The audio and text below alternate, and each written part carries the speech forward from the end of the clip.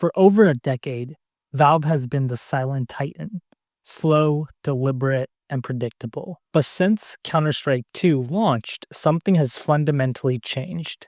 In the last 2 years, we've seen new knives, charms, armory passes, and even limited edition items flooding the market. It's not just a trickle, it's a calculated tsunami.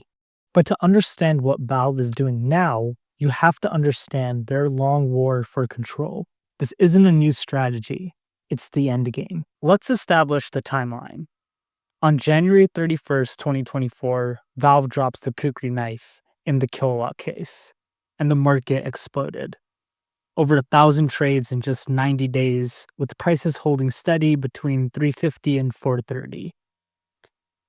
Then, in mid-2024, the Armory Pass and charms arrive. Cheap, collectible, and designed for high-volume, low-friction trading.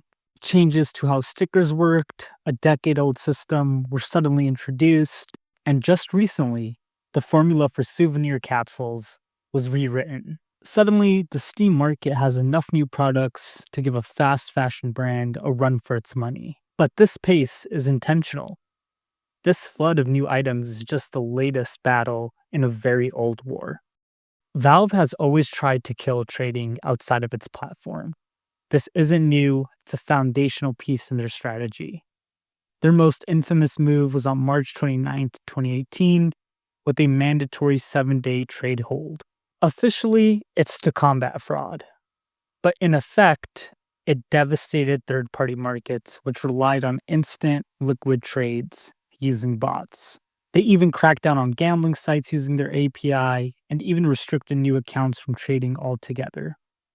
Every move was designed to create friction and drive users back to one place: the Steam community market, where Valve gets the cut of every single transaction. For years, it was a Cold War. Then, Valve was handed a gift. For years, the undisputed king of third-party markets was Buff163, a Chinese behemoth with massive liquidity and low fees. It was the financial center of the global skin world, but then it effectively became a China-only marketplace. Suddenly, a colossal chunk of the international user base, traders, collectors, investors, were locked out, forced to find a new home for their assets. This created a massive power vacuum. All that market share was up for grabs. And this is why the floodgates have opened. Valve is pressing its advantage with ruthless efficiency. The new, lower-priced items like charms and capsules aren't just for fun. They're impulse buys. They are high-volume products designed to make the Steam market the path of least resistance. Why go through the hassle of an external site for a $2 charm when you can just click once on Steam? It's a strategy to funnel every possible dollar back into their own pockets. The data is clear. Every new release correlates with a spike in official market trades and a spike in Valve's revenue. But what about the game itself? The second theory is that Valve is doing this to prop up the pro scene. The first CS2 major in Copenhagen peaked at a massive 1.85 million viewers, the third highest of all time. So the scene's healthy. And if Valve truly cared about the competitive experience, they wouldn't be focused on charms. They'd be fixing the game-breaking bugs. Level 3. Premier's dog. We're gonna lose so many new players because it's just cheaters, bro. What's the freaking point? Whatever, man. Valve, do something, man. These are the fundamental issues that no cosmetic item can fix. Could it be that Valve cares about its player base? Okay, moving on. So if it's not for the pros and it's not for the community, what's the grand design? This is the incumbent's Gambit. Valve is a titan, and they're changing the rules of a game they've already won. They're shifting from simply selling CS2 to controlling a platform. It's the same pivot Adobe made with the Creative Cloud. By flooding their own platform with exclusive, interlocking content, they increase the switching costs. Your inventory becomes a portfolio you can't easily move. They're building a walled garden, and the walls are getting higher with every new release. But what if the cosmetic noise is just to hide a much bigger strategic shift? While we're all busy trading charms, Valve might be rewriting the rules of Steam itself. A revamped marketplace, a new IP. Every item sold is a data point. And what do you do with the mountain of data?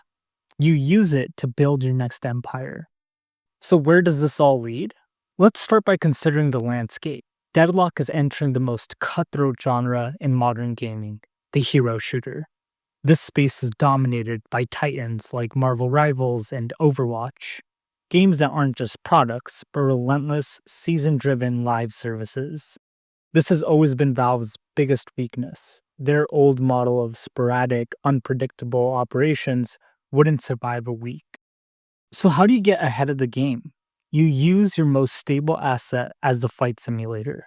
The CS2 Armory Pass, the case drops, the seasonal content. This is all just Valve's live service training ground. They're using millions of CS2 players to figure out the optimal pacing for a battle pass, the right balance of free versus paid rewards, and how to keep a massive community engaged week after week. They're learning, practicing, and collecting data, ensuring that when Deadlock does launch, their live service machine is already running at full capacity.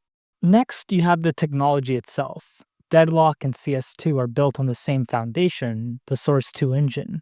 Every new item introduced in CS2 is a deliberate stress test of this shared engine. So when you add a new class of item like charms, they're testing the engine's ability to render and attach a whole new category of cosmetics. When they release complex new weapon finishes or a new highlight mechanism attached to a souvenir case, they're battle testing the digital pipelines to ensure that the economic backend, from creation to trading to rendering, is stable and secure at a massive scale. When Deadlock goes live, its economy will be running on an engine that hasn't just been lab tested, it's been proven on the largest stage in PC gaming.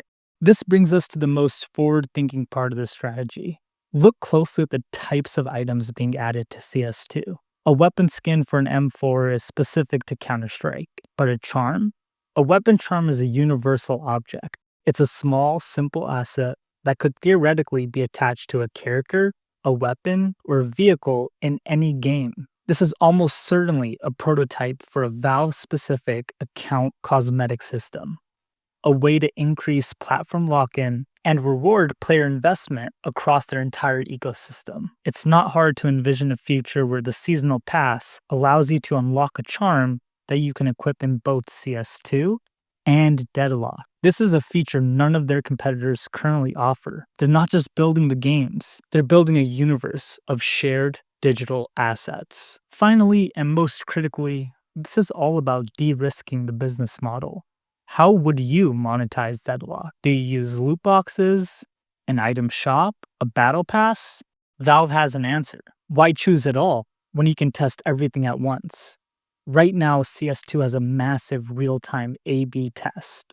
It has loot boxes, it has battle passes, and it has direct purchase items. Valve is collecting an unparalleled amount of data on player spending habits and psychology. They can see what works, what doesn't, what will players tolerate, and what do they spend their money on. It allows them to fine-tune the business model, pre-approved by millions of gamers, long before the game even launches. So what's Valve's true endgame? It's not a short-sighted cash play or a simple R&D project for Deadlock. It's a single, ruthless strategy where one goal enables the other. Phase 1 was a hostile takeover. The flood of new items isn't just about profit. It's about re-anchoring the entire economy to the Steam market. It's about conditioning millions of players to look at Valve first, seizing control from a wild, decentralized ecosystem. That control creates Phase 2, the perfect laboratory. With the market centralized, CS2 becomes their live, high-stakes testbed for the engine, economy, and business model that will define Deadlock. This isn't just about making money now. It's about using that money and market control to de-risk their entire future. Valve is forcing CS2's economy to build, fund, and battle test its next empire.